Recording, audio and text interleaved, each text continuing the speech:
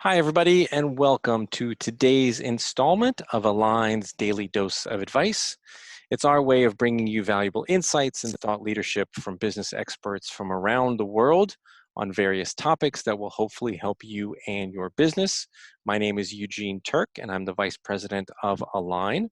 You can always learn more about Align at aligntoday.com. And my guest today is Jen Kelley. Jen is the executive director of the Louisiana Hospitality Foundation. For those of you who may not know, Align is headquartered in New Orleans, Louisiana. So Jen is a local, runs a local essentially charity or nonprofit in which she is responsible for identifying critical funding that supports Louisiana's hospitality industry workforce. Obviously, a very large workforce, given that hospitality is one of our largest industries. Jen, it is a pleasure to have you join us. Thank you so much. Thank you. Glad to be here.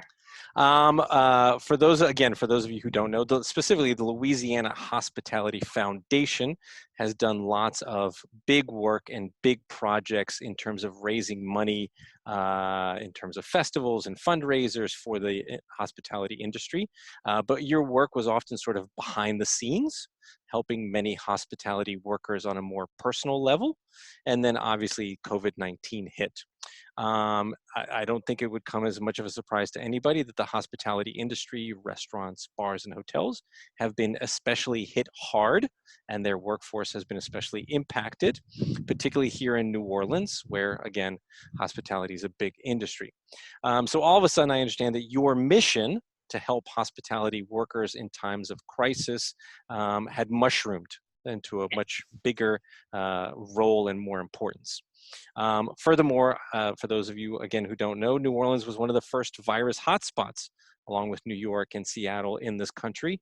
So you probably didn't have a lot of time to prepare for sort of what we experienced. Yet, I understand that in the last 8 weeks, you have raised more than $2 million specifically to get money directly into the hands of those in need.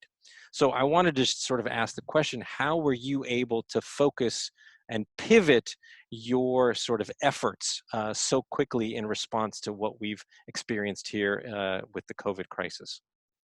Sure. We're definitely excited that the number is as big as it was. The way we got to this point was our foundation had an existing partnership. So the quick answer is, how did we get there? Because we had a partnership in place before the pandemic occurred. And it provided us with the resources and a brand, actually, to activate for a response program. We partner with the United Way, which here is called the United Way of Southeast Louisiana, and they represent a 7-parish area, which is mostly the metropolitan area of New Orleans. Mm-hmm. Our existing partnership was called Hospitality Cares, where we were working together to raise money and distribute money to hospitality workers that were having a crisis outside of their control, such as maybe a house fire or a car accident. And they'd be able to come to us for financial assistance. Because if you are displaced, you probably don't have savings to help you with first month rent and deposit to get into a new place if you have a house fire or if you're in a car accident and you can't work. How are you going to make rent at the first of the month? So those were the types of resources that we would provide to people.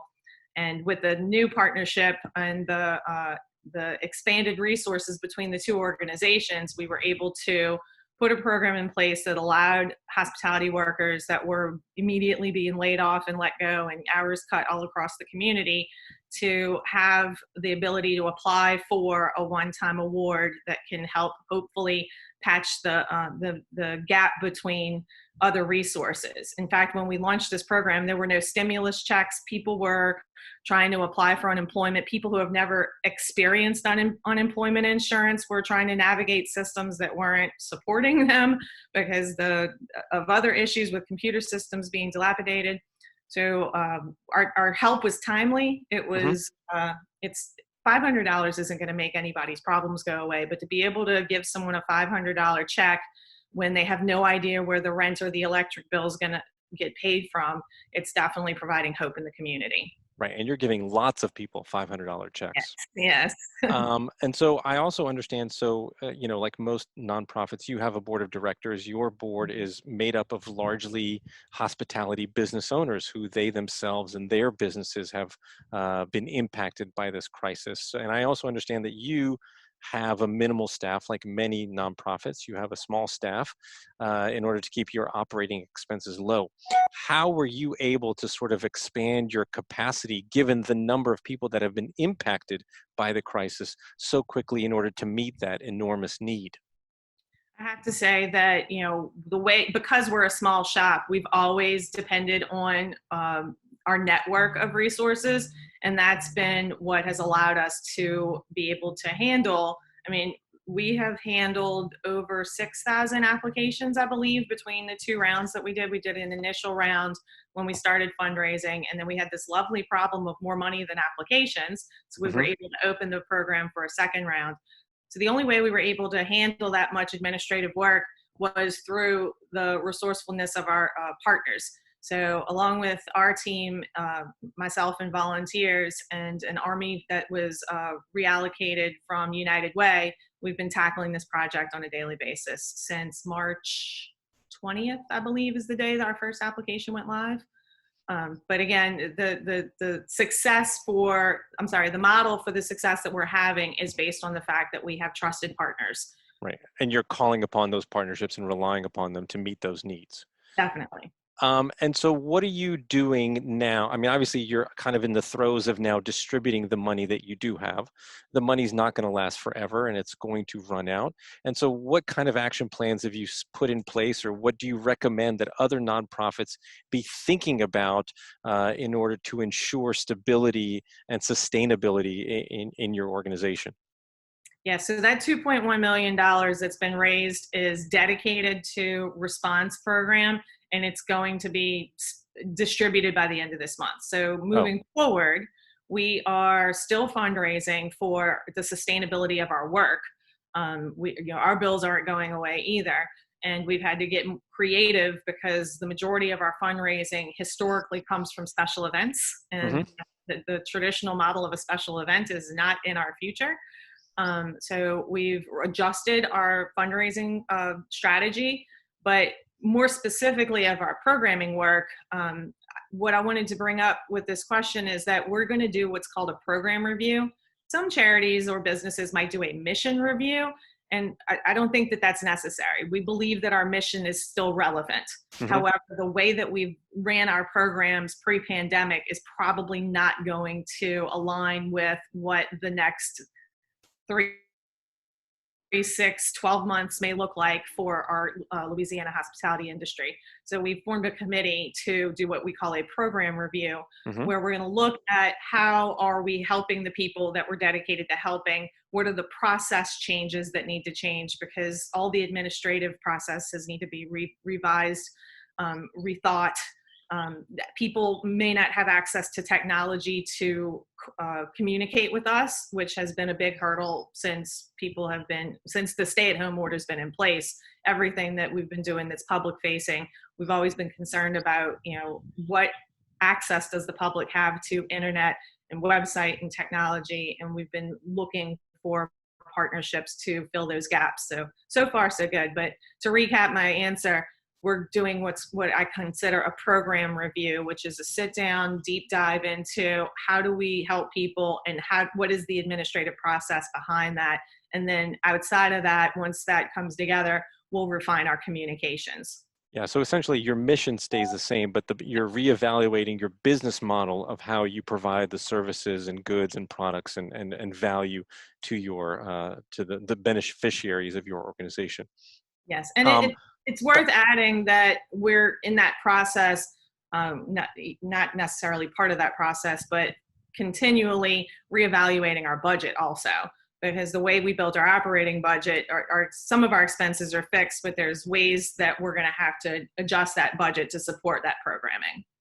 Obviously, you're hearing on a very personal level stories from people that have been impacted by coronavirus and COVID-19. How are you and your team sort of are able to keep focused on the mission and not sort of get emotionally drained by the, heartbreaking stories that you're probably hearing on a daily basis? It's hard. It's one of the hardest things of doing the work that we're currently doing. I can tell you, I open my email every morning, and there are sometimes stories from people that are reaching out for help that include pictures. Oh. Like I had a day when there was a lady who was emailing pictures of her baby because she didn't feel like she had access to medicine, diapers, and formula for her baby and didn't know where else to turn. Hmm. uh, that's definitely something that hits hard. I'm a mom. I tell people all the time that I'm glad my mom raised me well, because I do make an emotional connection to the work that we do. So to stay healthy, I have very prominently created a self-care awareness program for myself. Uh-huh. Um, I've always worked from home, actually, so this isn't a big change. But having a 15-year-old here, 7 days a week, has been different. And my husband, who doesn't usually come home during the day, is sometimes home during the day. So that working environment's different. So one thing is very simple. I have a space, workspace with a door, and I close it and I walk away from it. It's a physical barrier.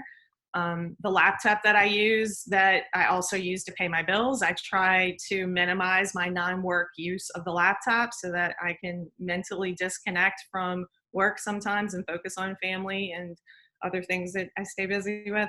I take walks to physically get out and get up. And I used to go to a park that had a walking path, and then I realized my neighborhood is just as beautiful.